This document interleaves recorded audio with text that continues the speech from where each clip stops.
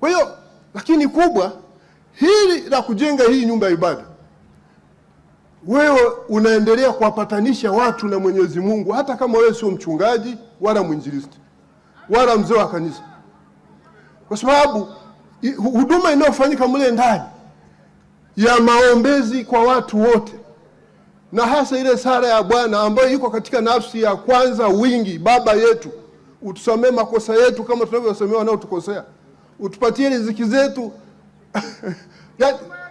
Hachanganyishi, ni jumuishi, it's so inclusive. Lakini Mungu anatufundisha upendo, tusameheane. Kwa hiyo unakuwa mpatanishi tena wa kudumu, ila hutamfikia Yesu. Kwa hiyo ni jambo kubwa sana. Na Mathayo sura ya 5 mstari wa 9, Yesu katika zile blessings, zile beatitudes, anazungumza, heri wapatanishi, maana wataitwa wana wa Mungu. Wewe ni mwana wa Mungu, lakini utaendelea kuwa mwana wa Mungu kwa hicho utakachokifanya. Hii kila basi ngoja niishie hapo. Mungu awabariki sana. Jeno Mkunda, ninakushukuru sana kwa kuungana na sisi katika tukio hili. Wala ninyi msiwe na wasiwasi na mimi na mambo ya protocol hapa. Mimi hiyo hainisumbui. Mimi nilipopata mwaliko kutoka kwa mdogo wangu huyu, kwa hiki kitu nacho nakisema kila siku makanisani ninapoenda kufanya ibada, nilisema naenda pale kwa sababu mimi hata nikija hapa Mungu yupo, mimi naweza kuwa Mungu kweli? Mimi naweza kuwa mkubwa kuliko Mungu? Kwa hiyo mimi nilisema, whether I'm mgeni rasmi au I'm not mgeni rasmi, mimi naenda, moja, kufanya ibada; pili, kumuunga mkono ndugu yangu; lakini cha tatu, kuunga mkono hizi juhudi hizi zinazofanywa na kanisa. Kwa hiyo viongozi wetu wa dini mko hapa, ninyi nazungumza na ninyi. Juzi wakati wa Pasaka nilikuwa na katibu mkuu wa fidia ya hii union ya hii field ya North Mara. Nilimpa ujumbe wangu, nilikuwa naye nyumbani kwangu Dar es Salaam, tulishinda naye, nikamwambia nenda mkafanye hivi. Na bahati nzuri tayari Dr. Nyansaho ameshaanza hiki kitu, ametuanzishieni. Pastor Marekana nilikaa naye, Pastor Kundao nilikaa naye, nikazungumza haya. Kwa hiyo mimi kwangu hili, hata kama labda ningekuwa naumwa, kwa mwaliko huu ningekuja. Kwa hiki kitu hiki. Sasa niwaombeni viongozi wa kanisa la Adventista wa Sabato. Madhehebu haya ya dini na dini yanatambuliwa na ibara ya 19 ya Katiba ya Jamhuri ya Muungano wa Tanzania. Pamoja na kueneza shughuli za dini na mambo mengine, pale katiba inawaelekeza ni pamoja na kuzingatia usalama wa jamii. Kwenye hili kanisa maovu yatahubiriwa, wataambiwa usiue, usiibe, usizini, usifanye na mambo mengine yasiyokuwa na amani. Amani na usalama utapatikana. Lakini nazungumza pia kwamba maadili ya jamii. Maadili ya jamii, mimi nasisitiza sana maadili ya jamii. Nadhani mnasikia hata nazungumza juu ya mila na desturi. Na naona machifu wenzangu wako pale. Mungu aendelee kuwabariki sana. Mtaendelea kuhimiza maadili ya jamii. Ni yapi? Tunafahamu. Mengine usio ya kwetu tumeletewa. Lakini nasisitiza pia amani katika jamii. Halafu na umoja wa kitaifa. Kanisa la Adventista wa Sabato, naombeni sana. Haya sio maelekezo yangu. Mimi sikuitunga ile katiba. Ile katiba ilitungwa na wananchi wa Jamhuri ya Muungano wa Tanzania. Mkisha toka hapo mtapoteza umuhimu wenu. Sasa mtu atakufuata wa nini kama wewe unahimiza vurugu? Lazima tuwe na umoja. Kama taifa lazima tuwe na umoja. Hata Yesu alihimiza kwamba hata wale waumini wake wale wawe na umoja kama yeye alivyo na umoja na Baba yake. Amani ikivurugika hapa, leo hapa tusingekuwepo. Hatuwezi kwenda kufunga ndoa, hatuwezi kwenda mashambani, hatuwezi kwenda kufuga. Na niombe sana hizi shule tunazozianzisha hizi ziturudishe kwenye mambo ya msingi yanayobeba uchumi wa dunia sasa hivi.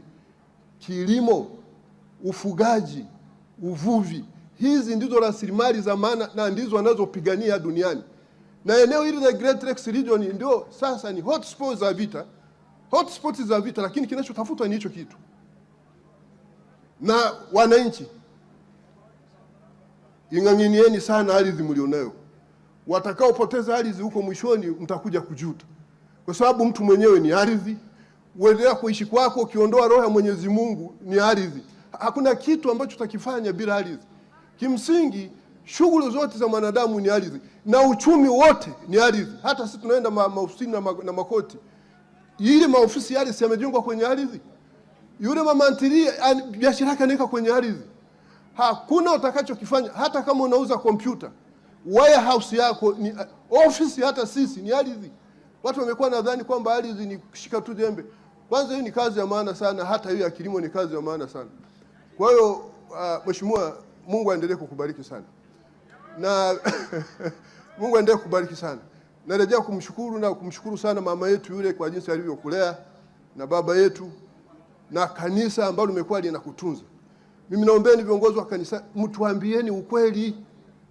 Msitusifu, tuambieni ukweli. Hata kama tunavyo, tuambieni ukweli. Unajua ukishakuwa na cheo unakuwa na kiburi. Ndio maana wengi wetu tukishakuwa na vyeo hivi hata kanisani hatuendi. Tukienda tumechelewa. Wakikwambia kafundishe lesoni hapo, nasema mimi ni mkubwa wapi? Na ninyi watu wa Msoma sijui akili zenu zinakuaje, lakini Mungu abariki sana. Baada ya kusema hayo, na Mheshimiwa Waziri, nakushukuru kwa kunipa fursa ya kusalimia. Nisingesalimia pia isingekuwa vizuri. Watu wengine wangefikiri kwamba nimetoka hapa nimekwazwa. Lakini kwa kweli mimi kwangu imekuwa faraja. Leo nimekutana watu wengi hapa akiwemo na dada yangu Gaudensia pale Kabaka. Tulifanya naye kazi, mimi kwa mwanasheria mkuu wa serikali yake, waziri wa kazi, maendeleo ya vijana. Hii mifuko hii alikuwa anaisimamia yeye. Na wengine wengi nimeona hapa. Na wengine kwa siwafahamu. Kwa mfano, huyu mbunge wa Msoma mjini Mugore. Unajua Mugore kwa Kiruri ni princess, binti mfalme. Alafu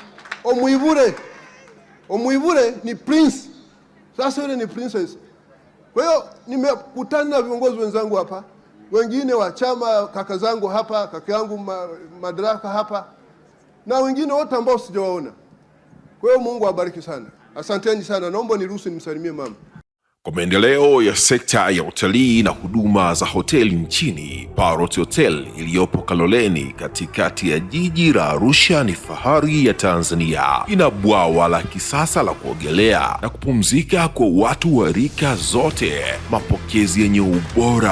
Hapa utapata kahawa safi na vinywaji baridi vya kila aina, lifti za kisasa za kupeleka kwenye floor 13 zenye vyumba zaidi ya 100, vyumba vya kulala vyenye mazingira salama na tulivu, vyenye joto la upendo na baridi ya starehe, kumbi za mikutano zenye vifaa vya kisasa, mazungumzo ya kitaifa na kimataifa, sehemu nadhifu ya chakula yenye kuleta hamu, vyakula vyenye viwango vya ubora wa afya. Baada ya uchovu wa kutwa nzima, kuna baa ya kipekee kwa jioni yako ya kukumbukwa. Karibu Parrot Hotel kuonja ladha mpya ya maisha.